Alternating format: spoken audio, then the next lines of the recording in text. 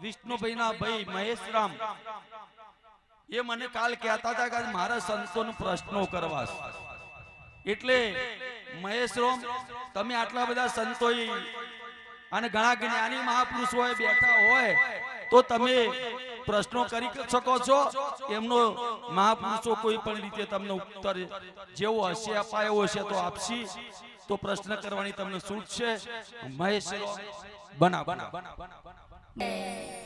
જય ગુરુ મહારાજ મારા કોઈ સંતોનું અપમાન કઈ એવો કોઈ ઈરાદો નથી બરોબર પણ હું એક અજ્ઞાની માણસ છું એટલા માટે પૂછી રહ્યો છું કે આટલા બધા સંતો છે બરોબર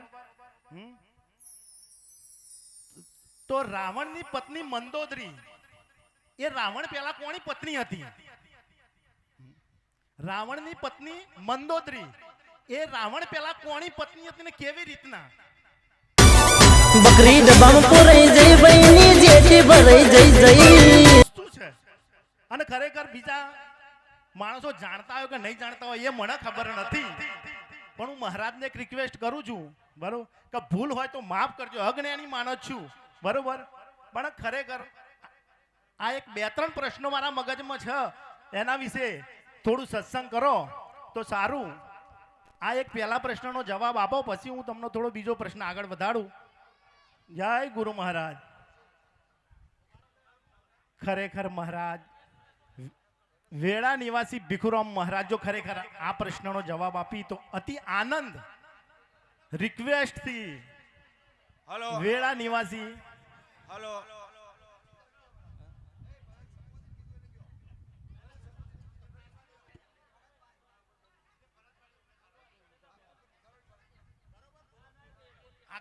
અરે કઈ વાંધો નહીં ચલો સુરેશરામ મહારાજ ચલો સોરી તમે આપો કઈ વાંધો નહીં ચલો હેલો બોલો સદગુરુ મહારાજ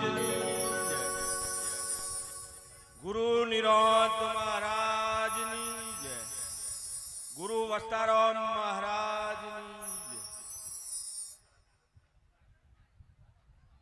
પહેલા તો મહેશભાઈ એવું બોલ્યા કે મારો પ્રશ્ન છે ને ભિખારો આપો અને પહેલા જે રહ્યા એવું બોલ્યા કે હું અજ્ઞાની છું એટલે એમને ભિખારો અમે અલગ દેખાય છે સુરેશ અમે અલગ દેખાય છે એમને બધું જે દેખાય છે બધું અલગ અલગ દેખાય છે હોબરી લો મારી વાત અમે આ રીતના એક મેરાવડામાં બેઠા હતા અને એક ભાઈએ મને પ્રશ્ન કર્યો એટલે એ ભાઈને શું હતું થોડો ચડાવવામાં આવ્યો તો ચાવીઓ ભરીને અરે મારામાં એવું નથી હો સાહેબ હોબરો હોબરો તમારો જવાબ મળે છે તમને તમારો જવાબ મળે છે તમને એટલે ચડાવવામાં આવ્યા એટલે એ ભાઈએ શું કર્યું પ્રશ્ન પૂછ્યો મેરાવડાની અંદર કે મારો આત્મા ખોવાઈ ગયો છે તમે ખોરી ના લાવો એટલે મેં એને કીધું ભાઈ તારો આત્મા ખોવાઈ ગયો છે વાત તારી 100% સાચી આજે હું ખોવાઈ જાઉં કે મારો છોકરો ખોવાઈ જાય અને હું પોલીસ સ્ટેશનમાં લખાવવા માટે જાઉં તો મારે પોલીસ વાળા એમ કે ભાઈ ચલો મારે રાહુલ ખોવાઈ ગયો છે તો મારે પ્રૂફ આપવું પડે કે રાહુલ રાહુલનું વર્ણન શું હતું કાળો હતો ધોળો હતો એનો કોક ના કોક ફોટો આપવો પડે કોક ના કોક સાક્ષી આપવી પડે વિષ્ણુભાઈ તમારા પ્રશ્નનો આ મહેશભાઈ તમારા પ્રશ્નનો જવાબ તમને હું હાલ જ આપી દઉં છું પણ તમારે જો આપી દઈએ તો તમારે ભિખારામ જોડે બેસી જવું પડશે હેલો પહેલા તો મહારાજ એવું ના હોય કે તમને લોકોને પ્રશ્ન કરીએ એટલે તમે સીધી ડાયરેક્ટ આ લાઈન કહો ભાઈ આ વસ્તુ પર આવી જાઓ એ તમારી વસ્તુ ખોટી જ છે જુઓ મારી વાત સાંભળો તમે અજ્ઞાની તો છો પણ એટલી તો ખબર છે કે જ્યારે અર્જુન યુદ્ધમાં જો ને તારા બધો હથિયાર મૂકી દીધો હતો એના કાકો બાપો ભાઈ બાપ આ બધું અલગ અલગ દેખાતું હતું અને એના બધો કુટુંબી લાગ્યો હતો પણ જ્યારે એ રાતે જ કૃષ્ણ ભગવાને ઉપદેશ કર્યો ને એટલે તરત જ એ બધો હથિયાર લઈને મારવા તૈયાર થઈ ગયો પણ સાહેબ તૈયાર થઈ ગયો પણ મહારાજ એ યુગ આખો અલગ હતો આ યુગ આખો અલગ છે વિષ્ણુરામ મહારાજ મારી વાત સાંભળો વિષ્ણુરામ મહારાજને ચાદર આલી હવે તમે રોજ વિષ્ણુરામ મહારાજને હેરાન કરશો એના કરતા તમે હું શું કહું છું જોણી લ્યો તમે તમને નહીં ઓળખો ને તો સુધી તમારે એકે પ્રશ્નનું નિરાકરણ થાય એવું નહીં અરે મહારાજ જુઓ મારી વાત સાંભળો આપણા જડીબાના બાપનું નામ શું હતું એ કોક દારો કોમમાં આવશે મંદોત્રીના પતિનું નામ પહેલા શું હતું એ ચોય જરૂર પડવાની અરે સાહેબ પણ મારી વાત જાણવા- સાંભળો એ તમારે પંચાયતમાંથી દાખલો લાવવો પડે. હવે તમને એ વસ્તુ ખબર છે આ નથી. બધી? મહારાજ તમે વાત સાંભળો પેલા. ખરેખર આ તમારા જ ભક્તો છે. ખરેખર પ્રશ્ન પૂછો કોને ખબર છે? અરે ભાઈ કોને ખબર છે કે મંદોદરી રાવણની પત્ની હતી, પેલા કોની પત્ની હતી કોને ખબર છે? ચલો બધા આંગળી ઊંચી કરો. ચલો ચલો. હું તો કહું છું મારી હતી. અરે ના એવી રીતના ના હોય ને, દાખલા એના પુરાવા આપવા પડે યાર. તમે કેમ થોડું ઘણું ચાલે યાર? તો સાહેબ. પછી તાર પ્રશ્નનો જવાબ છે આવો છે લ્યો. અરે ના હોય ને એ રીતના યાર.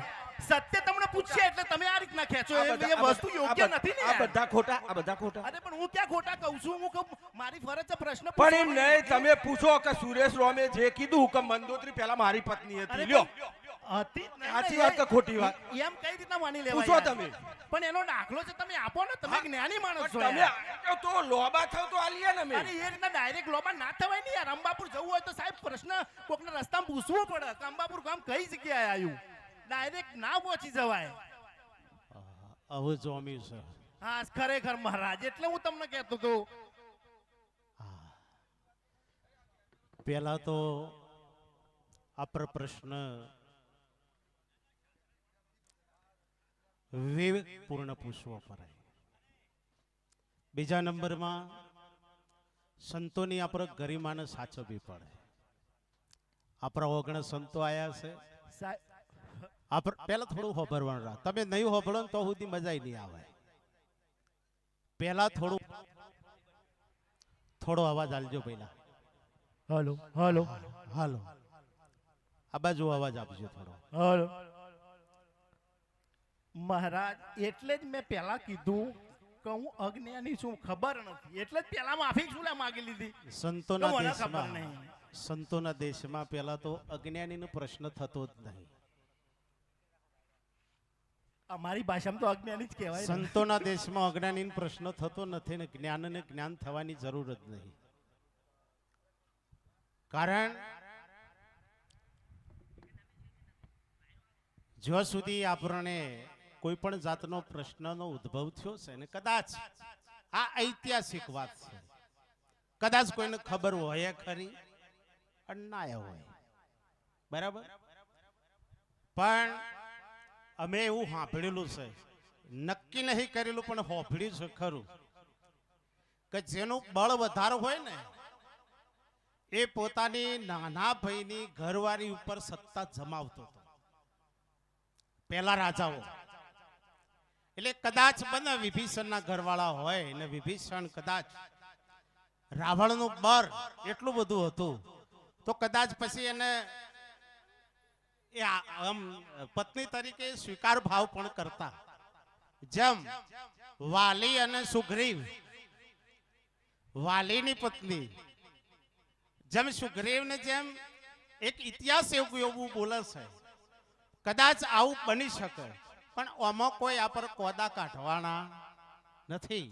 એક ભાઈએ મને એવો પ્રશ્ન પણ કરેલો એક વખત કે મહારાજ મને એક પ્રશ્ન થાય છે તો તમે જવાબ આપતા. મેં કહ્યું જો ભાઈ જવાબ આપવા માટે એવું કોઈ બંધાયેલા નથી. કોઈને ઐતિહાસિક નોલેજ હોય ખરું અને ના પણ હોય ને મુબારક છે ને આનંદ છે, પણ હનુમાનજીને કે હનુમાનજીને પૂછડું હતું એની માનું ચમ નહીં. આવો એક વખતે બાપુ પ્રશ્ન થયો